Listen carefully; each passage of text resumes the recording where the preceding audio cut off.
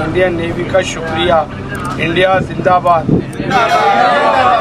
लो जी, पाकिस्तानियों ने Indian navy जिंदाबाद और इंडिया जिंदाबाद के नारे लगा दिए। लेकिन जिन पाकिस्तानियों को बचाया गया, जिन मछेरों को बचाया गया, उन्होंने हिंदुस्तान जिंदाबाद के नारे भी लगाए और इंडियन नेवी का शुक्रिया भी अदा किया। इसका शुक्रिया अदा बिल्कुल इस वाले से करना चाहेंगे कि हम एज ए इंसानियत जो है, ठीक है, इंसानियत के तौर पे आप शुक्रिया अदा हमारा करना बनता भी है। जबरदस्त, अच्छी बात बिल्कुल है। करना बनता है। पाकिस्तानियों ने भाई नारे लगाए हैं और हाथ ऊंचे कर कर के नारे लगाए हैं कि इंडियन नेवी जिंदाबाद और इंडिया जिंदाबाद। जो काम आपके पाकिस्तानी मुसलमानों को करना चाहिए था, वो एक नॉन मुस्लिम कर रहा है। ठीक है।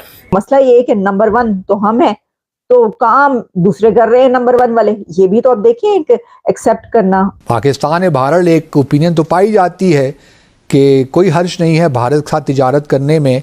आप तिजारत भी कर सकते हैं और अपना असूली मौक़िफ़ भी बरकरार रख सकते हैं। उनका शुक्रिया अदा हमें एज अ नेशन करना चाहिए।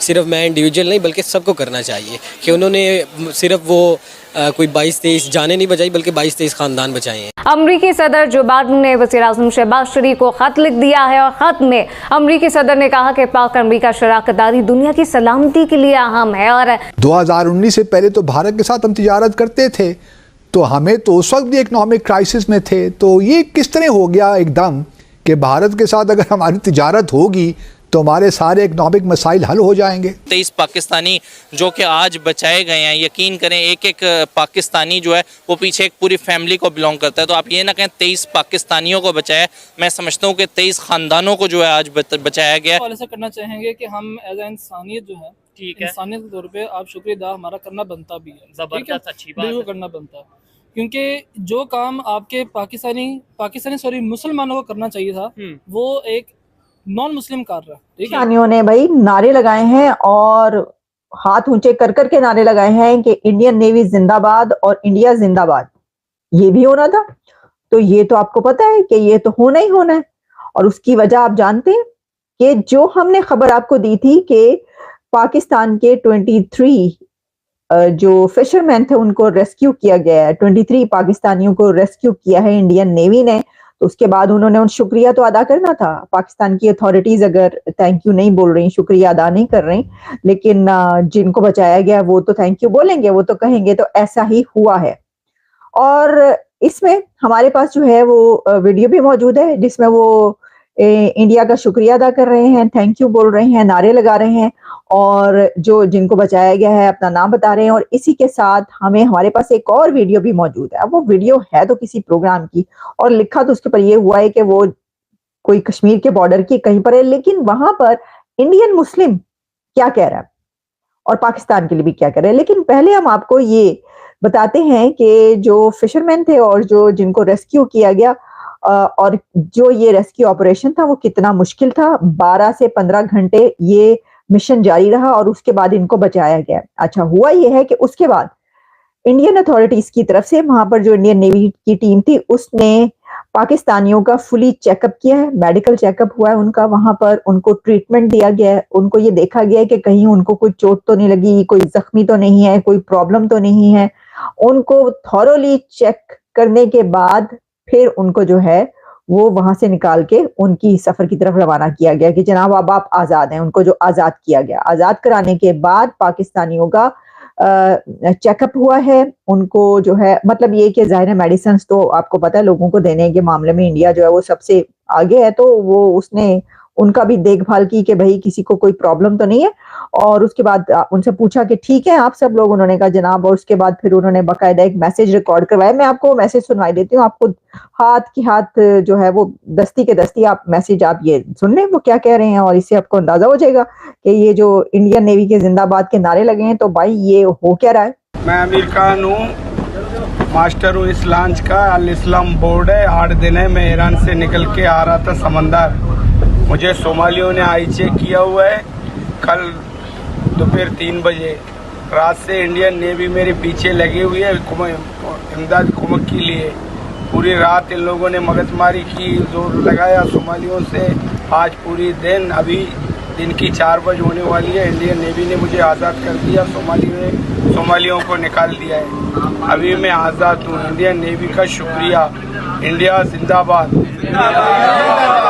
इस टाइम अगर देखा जाए जो सोमालिया का एरिया बताया जा रहा है वो वैसे ही मतलब ये लुटेरों वगैरह के लिहाज से जो है वो बहुत ज़्यादा मतलब जो है ना हाईलाइटेड रहता है, और आए दिन वहाँ से जो है हमें कोई ना कोई ख़बर जो है वो सुनाई दे रही होती है कि लुटेरों ने जो है वो फलाना माल लूट लिया है, फलाना लूट लिया। अगर देखा जाए आज इंडियन नेवी ने जो कार्रवाई की है उसकी वजह एक तो ये भी है कि वहाँ पे जो इंडियन नेवी है उसका इन्फ्लुएंस बहुत ज़्यादा है, आपको बहुत ज़्यादा तादाद में जो है वो नज़र आते हैं, और यही वजह है कि आज भी एक कार्रवाई की गई और जिसके ज़रिए 23 पाकिस्तानी आई थिंक बताए जा रहे हैं। लेकिन अभी तक ये न्यूज़ जो है वो मुझे इंडियन मीडिया चैनल्स के ऊपर जो है वो नज़र आई है, इवन कि ये खबर जो है वो पाकिस्तानी किसी मीडिया चैनल जो मेन स्ट्रीम मीडिया है उस पर नशर भी नहीं की गई। आपने कहा 12 घंटे की मुसलसल ये कार्रवाई थी, 12 घंटे का ऑपरेशन था जो इंडियन नेवी ने किया। अच्छा, ये आज की बात नहीं है कि ये खबर हमें आज पाकिस्तान के मीडिया पर दिखाई नहीं दी, ये हमने पहले भी देखा है। जब पहले भी कोई 20 के करीब जो है मछेरों को, पाकिस्तानी मछेरों को इंडियन नेवी ने रेस्क्यू किया था,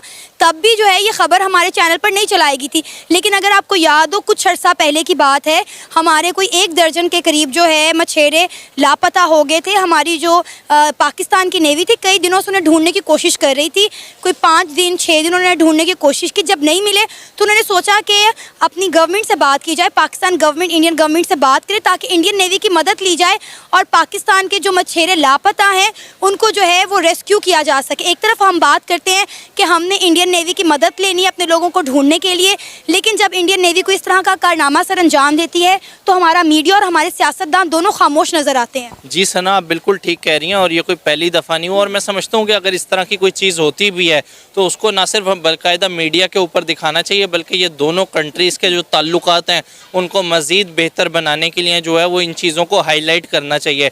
यकीन जाने ये मेन स्ट्रीम मीडिया का काम है जो हम डिजिटल मीडिया के ऊपर जो है वो कर रहे हैं, और ये बाकायदा हम मतलब जो है वो थैंकफुल हैं अगर उन्होंने इस तरह की कोई भी काविश की है जिससे पाकिस्तानियों को जो है वो सेफ़ किया गया है, तो नो डाउट मतलब ये एक बहुत बड़ा स्टेप है जो कि इंडियन नेवी की जानिब से लिया गया। और 23 पाकिस्तानी जो कि आज बचाए गए हैं, यकीन करें एक एक पाकिस्तानी जो है वो पीछे एक पूरी फैमिली को बिलोंग करता है, तो आप ये ना कहें 23 पाकिस्तानियों को बचाया, मैं समझता हूँ कि 23 ख़ानदानों को जो है आज बचाया गया है। और यही बड़ी बात है कि इस तरह के जो स्टेप्स हैं वो ना सिर्फ मतलब छुपाए जाएँ बल्कि बहुत ज़्यादा ज़रूरी है कि ये जो है वो बताए जाएँ, और इसमें यह है कि जब ये चीज़ें बताई जाएंगी तो उससे दोनों कंट्रीज़ के दरमियान जो प्यार है, इत्तफाक है, वो अनडाउटली जो है वो बढ़ेगा। 2019 से पहले तो भारत के साथ हम तिजारत करते थे, तो हमें तो उस वक्त भी इकनॉमिक क्राइसिस में थे, तो ये किस तरह हो गया एकदम कि भारत के साथ अगर हमारी तिजारत होगी तो हमारे सारे इकनॉमिक मसाइल हल हो जाएंगे? अनफॉर्चुनेटली जो हमारा वॉल्यूम ऑफ तिजारत है भारत के साथ पहले वक्तों में भी वो बहुत कम रहा है। जिस तरह जो वॉल्यूम होना चाहिए, अगर हम एक ट्रू पोटेंशियल जो दोनों स्टेट्स के दरमियान है अगर उसको हम यूटिलाइज करें, वो अनफॉर्चुनेटली दोनों स्टेट्स के दरमियान यूटिलाइज नहीं होता। उसकी बहुत सारी वजूहात हैं। एक तो डिसकॉन्टिन्यूएशन होती है बहुत ज़्यादा और इसकी 2-3 वजूहात हैं डिसकॉन्टिन्यूएशन की। एक तो पाकिस्तान की पॉलिटिकल इंस्टेबिलिटी, जिसमें चेंज ऑफ गवर्नमेंट आ जाता है हर थोड़े अरसे के बाद, तो वो डिसकॉन्टिन्यूएशन ऑफ पॉलिसीज़ आ जाती हैं बहुत ज़्यादा। तो ऑफ कोर्स जो भी एग्रीमेंट या कॉम्पोजिट डायलॉग या नेगोशिएशंस या कॉमर्स और इंडस्ट्री के दरमियान और वहाँ के लोगों के दरमियान, बिटवीन इंडिया एंड पाकिस्तान के दरमियान जो होती हैं, वो उस तरह से फ्रूटफुल नहीं होती। ऑफ कोर्स डिस्ट्रप्शन आ जाता है बहुत ज़्यादा। एक तो पॉलिटिकल इंस्टेबिलिटी है इसका कॉज, और दूसरा कॉज जो है वो है कोई ना कोई ऐसा टेररिस्ट एक्टिविटी हो जाती है जिसमें of course I believe there must be the foreign hand into all this, के दो कंट्रीज जो हैं वो कभी नॉर्मलाइजेशन की तरफ ना जा सकें, जिसकी वजह से डिस्ट्रप्शंस आ जाती हैं। इस वजह से या तो पाकिस्तान जो है वो डिस्टर्ब कर देता है ट्रेड, या इंडिया डिस्टर्ब कर देता है। तो इसकी वजह से जो है वो जो ट्रू पोटेंशियल है वो निकल करके नहीं आया कभी भी बिटवीन द टू कंट्रीज।